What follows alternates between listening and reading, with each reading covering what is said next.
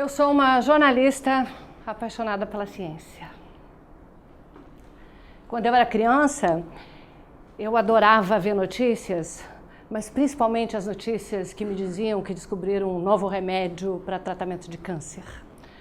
Uma notícia que falava que no México um novo vulcão tinha entrado em erupção.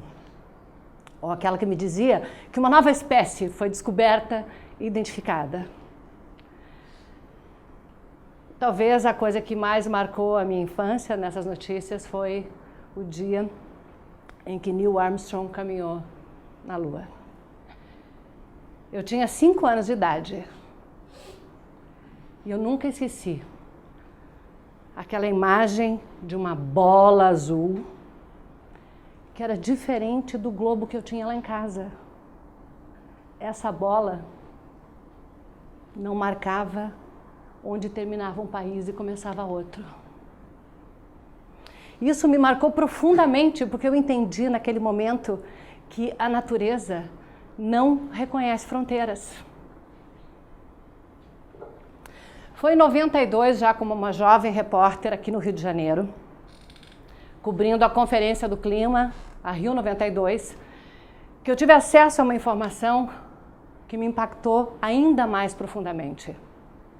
Eu ouvi pela primeira vez a explicação de efeito estufa, de que nós estávamos aquecendo o planeta e que isso provocaria mudanças no clima e um impacto profundo em todas as espécies, inclusive a nossa, a espécie humana. Os cientistas fizeram um alarme e hoje, 26 anos depois, o planeta já está 1 grau mais quente. Ele está 1 grau mais quente desde que nós começamos a queimar combustíveis fósseis na Revolução Industrial. Ele está 1 grau mais quente porque nós começamos a queimar combustíveis fósseis na Revolução Industrial para produzir energia e movimentar máquinas. 1 grau por causa dessas emissões que mudaram a nossa atmosfera. Nesses 26 anos, eu tenho dedicado grande parte do meu tempo como jornalista reportando sobre mudanças climáticas ao redor do mundo. Esta semana mesmo, o painel de cientistas da ONU do Clima soltou um novo relatório dizendo que as mudanças climáticas estão sendo sentidas de maneira diferente, o aquecimento principalmente, em diferentes partes do planeta. Tem lugares que estão esquentando mais. Uma coisa preocupante, 90% desse calor extra está sendo absorvido pelos oceanos. E isso tem consequências importantes. Os oceanos devem subir, a nova previsão, 1,20 m até o fim deste século. Quem aqui mora perto da praia consegue ter uma ideia do que isso significa. Mais de 30% da população do planeta vive perto do mar, ou em áreas baixas. Se essa informação assusta a gente, vocês imaginem os moradores de Maldivas. Paraíso, né? Areia branca, mar azul. Só que Maldivas é um arquipélago no Oceano Índico, feito de ilhas como essa. São ilhas de corais que têm, em média, 1,5 m de altitude. 1,5 m. Não é preciso que o oceano suba 1,20 m para que elas estejam condenadas. Basta 50 centímetros e num dia de tempestade grande, uma onda vira um tsunami, lavando essas ilhas. Em 2008, eu estive lá e acompanhei um projeto que está replantando corais, repovoando as barreiras de corais para formar uma proteção natural, porque os corais eles funcionam como quebra-mar, absorvem bastante da energia do impacto das ondas. A outra notícia ruim vem da Antártica. Em janeiro eu estive lá pela 4ª vez. Tá vendo aquele pontinho lá? Sou eu. do lado de um alpinista, em cima de uma geleira. De outro ângulo, dá para ver o estado da geleira. Toda rachada. Essa face toda da geleira deve colapsar já no próximo verão. Essa é uma geleira pequena, se chama Ecology. Mas esse fenômeno está sendo observado pelo continente inteiro, em toda a borda do continente. Vocês sabem que a Antártica é um continente inteiro coberto por um manto de gelo. No centro tem 5 quilômetros de altura de gelo. É muito gelo acumulado. Só que quando chega na costa, esse gelo avança pelo fundo do mar e depois fica uma plataforma. Essas plataformas de gelo se estendem por centenas de quilômetros. A água quente está entrando por baixo, derretendo essas plataformas por baixo e elas vão ficando soltas. Eventualmente, um pedaço se quebra. E lá se foi um iceberg maior que a ilha de Manhattan. E o ritmo em que isso está acontecendo está crescendo muito. Nas décadas de 70 e 80, eram 4 bilhões de toneladas de água por ano que a Antártica soltava no mar. Em 2009 foi 6 vezes mais, 252 bilhões de toneladas. A Antártica também é o lugar onde os cientistas estão buscando as evidências de que somos nós os responsáveis pelo aquecimento do planeta. Eles perfuram o gelo, entram muito profundamente nesse manto de gelo e vão tirando o que eles chamam de testemunho de gelo. Isso funciona assim. Vocês imaginem a neve caindo, ano após ano, uma camada em cima da outra e se acumulando. Centenas de milhares de anos. A neve, pelo tamanho de cada camada que pode ser observada, dá para saber como é que foi o clima, se estava mais quente, se estava mais frio. Mas não é só isso que a gente sabe. A neve, ela chega trazendo aprisionados dentro dela exemplos do que era a atmosfera no passado. Essas bolinhas de ar. E quando esse ar do passado é analisado no presente, os cientistas conseguem mapear como é que era a atmosfera.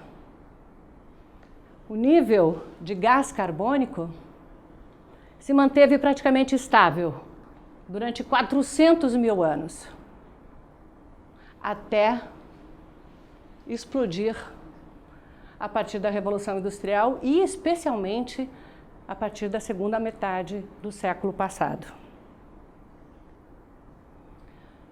Do outro lado do planeta, no Ártico, no outro polo, o derretimento já é muito mais rápido, muito mais dramático. A gente sabe que as plataformas de gelo não vão aumentar o nível dos oceanos. O que aumenta o nível dos oceanos é o gelo que estava em montanhas, porque esse gelo das plataformas já está na água, já está contando esse volume. Mas as montanhas estão derretendo dramaticamente também. Outra coisa que aumenta o volume dos oceanos é a temperatura da água. A água mais quente tem mais volume. E as montanhas estão derretendo ainda mais rápido do que o Ártico. Esse é o Monte Kilimanjaro, na África. É o ponto mais alto da África, tem quase 6.000 metros de altitude. E é o único lugar da África que tem gelo perene. Tem, mas ainda dá para ver um pouquinho, não dá? Pois é. O que está acontecendo é que está perdendo gelo muito rápido e por 2 razões. Primeiro, por causa do desmatamento da floresta ao redor do Kilimanjaro. Quando você tira a floresta, você não tem árvore para fazer evaporação. Se não tem evaporação, não tem chuva, e no caso de lá, não tem neve para voltar a repor o que derrete no verão. A outra razão é que a troposfera, essa parte da atmosfera onde a gente vive, está ficando muito mais quente. E a linha do 0 grau, todo mundo sabe que subiu montanha vai ficando mais frio, né? A linha do 0 grau também está subindo. E conforme vai subindo, vai derretendo. Todo mundo sabe que a água começa a descongelar acima de zero. Então isso é o que a gente encontra quando chega no topo do Kilimanjaro. Apenas 15% do gelo que estava lá quando o Ernest Hemingway escreveu o seu clássico As Neves do Kilimanjaro. O mesmo está acontecendo nos Andes e no Himalaia. Está acontecendo também nos Alpes na Europa. Mas nos Andes e no Himalaia tem uma consequência muito mais grave, porque as populações dependem da água do degelo para poder irrigar suas plantações, para poder plantar, para poder comer.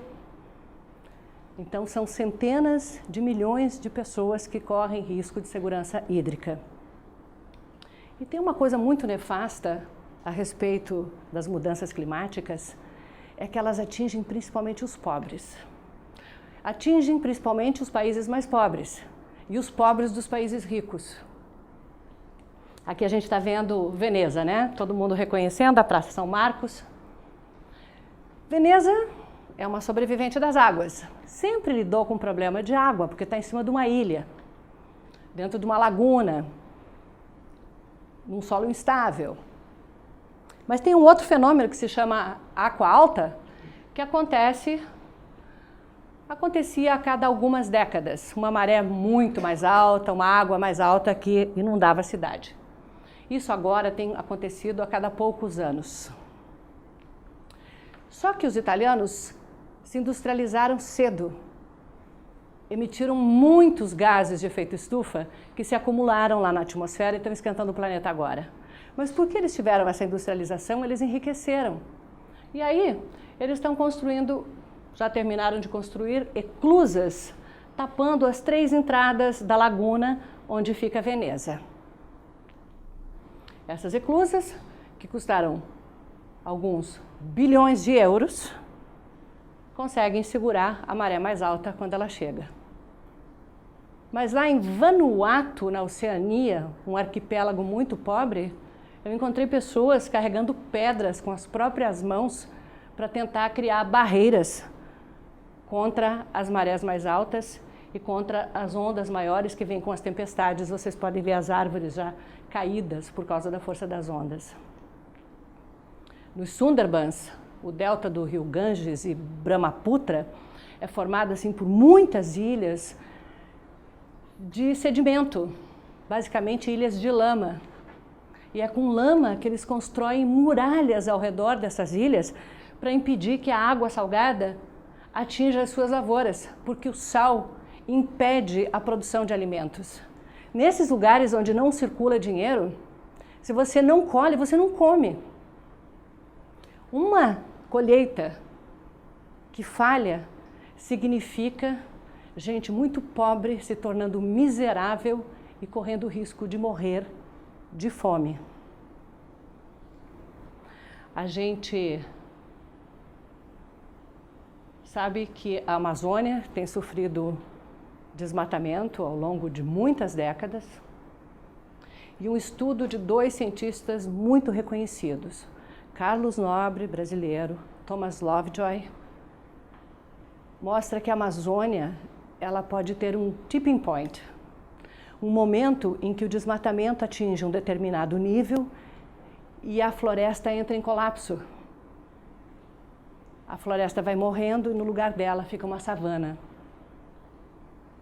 Isso vai mudar ainda mais o clima do planeta e comprometer seriamente o clima do Brasil, que depende do ciclo de evaporação da Amazônia para trazer umidade e chuva para todo aquele nosso celeiro agrícola. Esse tipping point estaria entre 20% e 25% de desmatamento. Neste momento, nós já desmatamos 19% da Amazônia. Eu vi também o que a política desastrada de ocupação da floresta a pretexto de desenvolvimento econômico pode fazer. Essa é a ilha de Bornéu, na parte da Indonésia. O governo da Indonésia está transferindo para Bornéu populações de outras ilhas, criando esses assentamentos. E lá eles estão plantando Dendê, o óleo de palma, que serve para... O óleo de palma ele serve para abastecer carros na Europa, assim o ar fica mais limpo lá, né? Mas isso está secando uma floresta que é uma floresta molhada. Essa floresta molhada, ela tem muita matéria orgânica estocada. Quando seca, a matéria orgânica vira gás metano. E o gás metano é muito pior ainda do que o gás carbônico para aquecimento do planeta. Quem mora lá são os nossos parentes próximos, os orangotangos, que estão seriamente ameaçados de extinção. Se os orangotangos não sobreviverem, não vai ser só uma coisa moralmente injustificável, que é extinguir os nossos primos na escala da evolução, que compartilham de 97% do nosso DNA. Se eles desaparecerem, é porque os nossos filhos e os nossos netos já vão ter que enfrentar um mundo com dificuldade de produzir alimentos, um mundo com tempestades mais fortes, períodos maiores de seca, disputa entre países por água e terra, migrações imensas. Nós ainda podemos fazer alguma coisa. Nós podemos acreditar na ciência. Quando a gente fica doente, a gente acredita na ciência e toma remédio que foi desenvolvido pela ciência. Quando a gente se desloca, usa um carro, um trem, um avião que foi desenvolvido pela ciência. A gente faz seguro do carro. A possibilidade do nosso carro bater ou ser roubado é muito pequena. Agora nós temos 99% dos cientistas que estudam o clima dizendo que a Terra está mudando por causa da nossa ação e que nós precisamos parar de consumir combustíveis fósseis e precisamos plantar 1 trilhão de árvores. Por que a gente não está ouvindo a ciência? Como é que a gente vai justificar para as próximas gerações que a gente não tinha um plano A e não tinha um plano B, mesmo sabendo que nós não temos um planeta B? A hora de agir agora, porque a gente não tem para onde fugir. Obrigada.